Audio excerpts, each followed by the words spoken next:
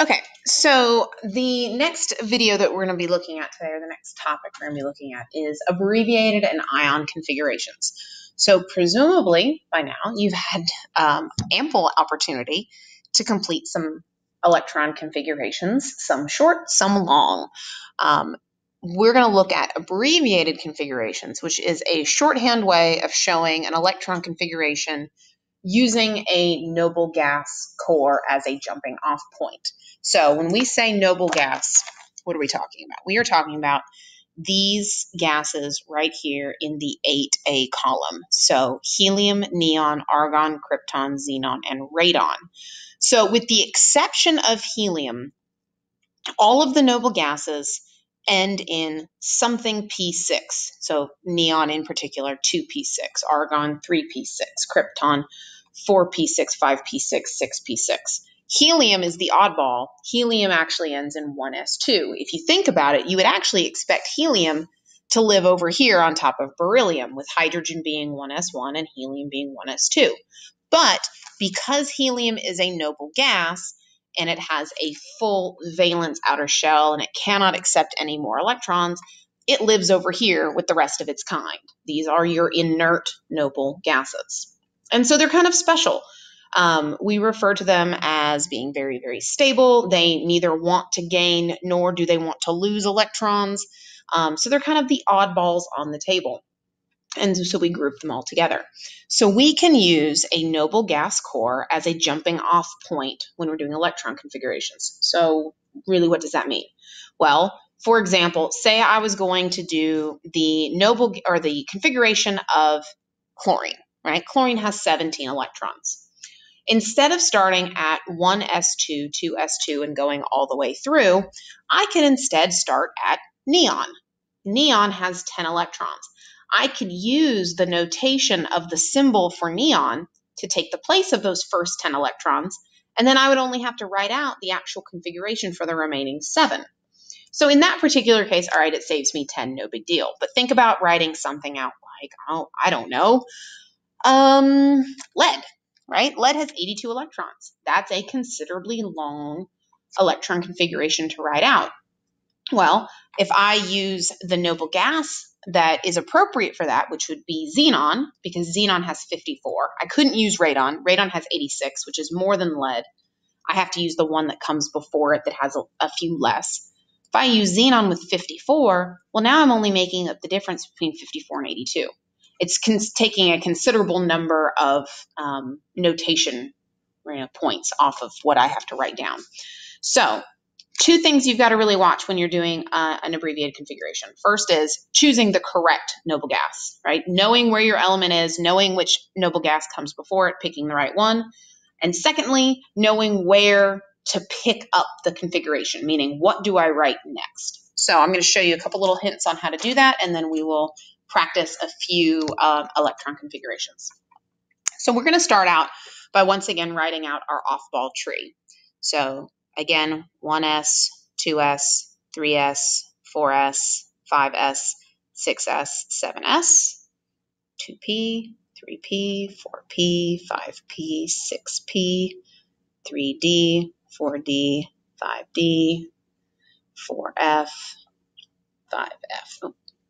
So presumably at this point, you are quite proficient. I left off 60.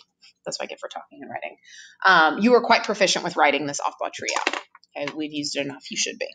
So put my arrows in.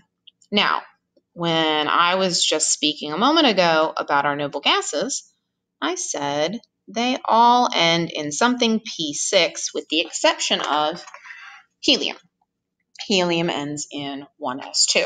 So what we're going to do is we're going to go through and we're going to write the symbols for our noble gases where they correspond, kind of give you a visual roadmap of where they are, so where you would go next. So helium would take the place of all of 1s. All right. Neon, which comes next, ends in 2p6, so it would take the place of everything that comes before this, so 2p, 2s, 1s. Argon is our 3p6, krypton, xenon, and radon. Okay, so how does that help me? Well, if I know that the noble gas that I need to use for a particular element is krypton, I know that the very next thing I write after the symbol for krypton is 5s, because krypton takes the place of 4p. The very next thing is 5s. I know that if the noble gas I'm using is xenon, the very next thing that I would be writing is 6s, because 6s is the thing that comes directly after xenon. Okay, so it kind of gives me like a roadmap. So I can say, oh, I'm at argon, 4s is next. I'm at krypton, 5s is next. I'm at xenon, 6s is next, and so on and so forth. All right, so let's look at an example. So I'm going to pick one from the homework that you did just previous to this lesson, which is bismuth. And bismuth has a whole mess of electrons, 83 of them. So I'm going to write out what the electron configuration is for bismuth in its entirety, and then I'm going to show you how abbreviated configurations can really just save you so much time. So bismuth, 1s2, 2s2, 2p6, 3s2, 3p6, 4s2, 3d10, 4p6, 5s2, 4d10, 5p6, 6s2, 4f14, 5d10, 6p3. So there's all 83 of those electrons. Now, if we look at where bismuth is located on the periodic table, 83, that means the closest preceding noble gas would be xenon. Again, can't use radon. It has more electrons than bismuth. I have to use what's less. So xenon. So if I look on my little off-ball tree, xenon ends in 5p6, which means I'm going to use the notation for xenon to take the place of all of this. And so when I look at xenon, xenon has 54 electrons, bismuth has 83 electrons. That means I'm looking at a difference in between them of 29. 2 and 14 and 2 and 14 and 10 is 16. 26 plus 3 is 29. There's the difference. That's how I get to 83. So when asked, and notice I'm saying when asked, you can only use abbreviated when asked for it. What I would write would be this, a bracket, the symbol for xenon, and then just what would come next. So 6s2, 4f14, 5d10, 6p3. And that would be the answer if I was asked for, give me the abbreviated configuration for bismuth. Okay, so we're going to look at just a couple examples of these. I'm going to show you how to do it without writing all of this out, because there's no point in writing all of this out if I'm asking for abbreviated. That's doing double work. So we're going to do palladium. So on my periodic table, I'm going to find palladium.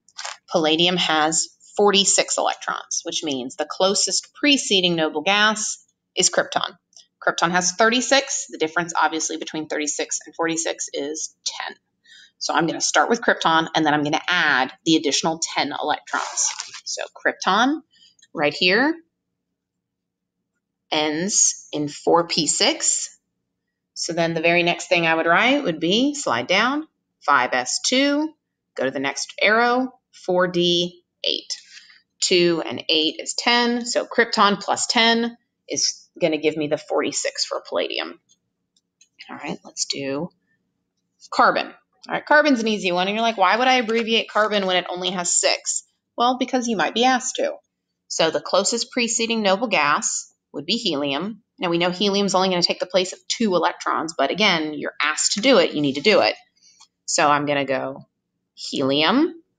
So the difference between helium and carbon is 4 electrons. So what comes next? 2s2, 2p2. Okay. What about something like uranium? Uranium has 92 electrons. So it's down here, but you need to figure out where it fits up here. So with 92, the closest preceding noble gas is going to be radon with 86. And the difference between 86 and 92 is 6 additional electrons. So I'm going to start with radon, and I'm just going to fill in 6 more electrons. So uranium at radon that takes the place of 6p. Then 7s2, slide up, 5f4, 4 and 2 is 6. All right. Let's do chromium. So chromium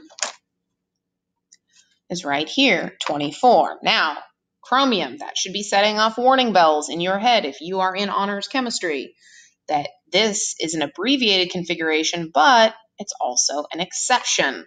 So I know that in chromium, there's some moving and shaking with electrons going on. Now you have one of two options.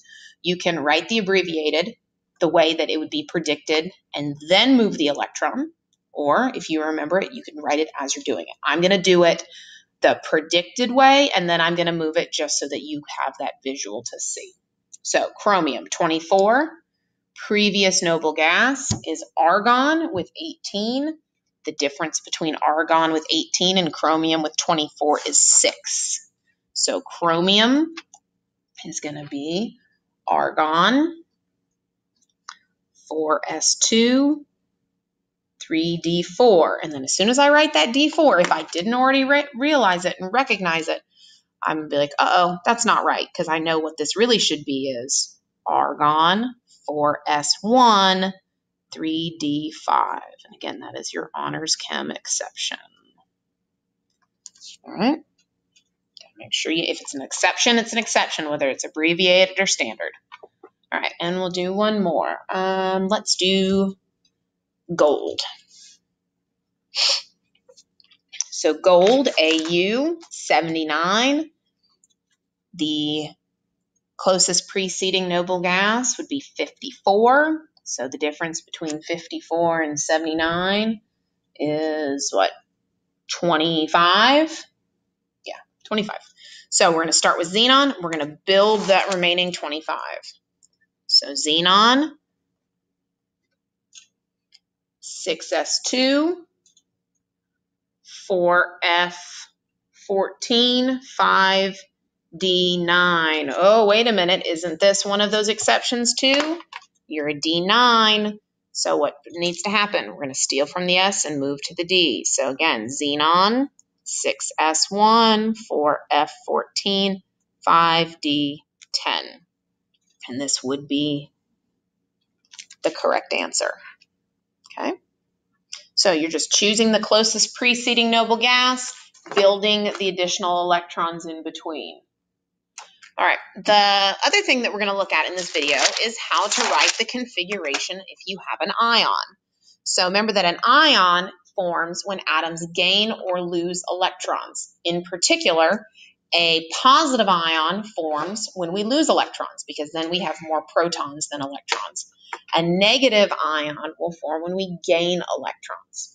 So the easiest way to do this, in my opinion, is look at what the number of electrons is for the atom, then add or subtract, and do the appropriate number for that ion. So just as an example, we're going to do sodium plus 1. Okay. So when I look at sodium on the periodic table, I see that regular sodium has 11 electrons. Sodium plus 1 lost an electron to become a positive ion, so sodium plus 1 has 10 electrons. All right, we'll do the configuration for 10 electrons. 1s2, 2s2, 2p6. 2 plus 2 is 4 plus 6 is 10. Okay. What about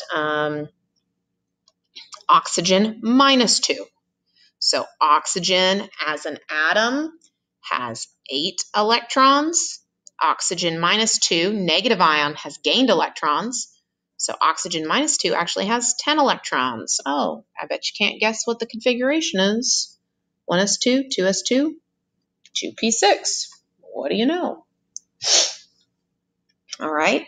So then, let's see. What about if we did something like bromine minus 1? Well, regular bromine as an atom, has 35 electrons. Well, minus 1. Did it gain or did it lose? Negative ions gain electrons, so Br minus 1 has 36 electrons. Well, So do the configuration for 36 electrons. 1s2, 2s2, 2p6, 3s2, 3p6, 4s2, 3d10, 4p6. Squished it in there, but it worked. So you should notice that we have a pattern going on here. I am ending up with the configuration of a noble gas. Well, why is that? Because noble gases are inherently very stable, and the goal of an atom gaining or losing electrons is to increase their stability. So yeah, they want to end up there. Well, if I'm in these first 2 columns or these last 6 columns, it's pretty obvious how I end up there. But what if I'm in the middle? How do I get there? What do I need to do? So let's look at a couple examples that are in the middle. We're going to look at zinc plus 2. We're going to see what zinc plus 2 does. All right. So when I look at zinc, zinc as an atom has 30 electrons. Zinc plus 2 has 28 electrons. Okay. But because zinc is in this middle part, in this 3D block, it's not necessarily obvious where those electrons are coming from. So we're going to write out the full configuration of zinc to see if we can figure out where they're going to be coming from. All right, so configuration of zinc for 30 electrons. 1s2, 2s2, 2p6, 3s2, 3p6, 4s2, 3d10.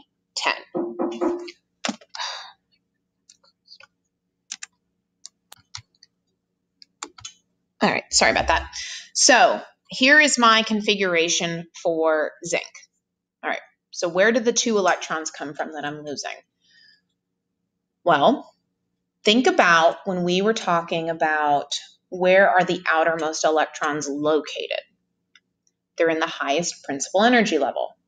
The ones that are in the highest principal energy level are the ones that are on the outside. They're the ones that are going to be easiest to lose. So in zinc, what is my highest principal energy level? Is it 3D? No, it's not 3D. It's 4s.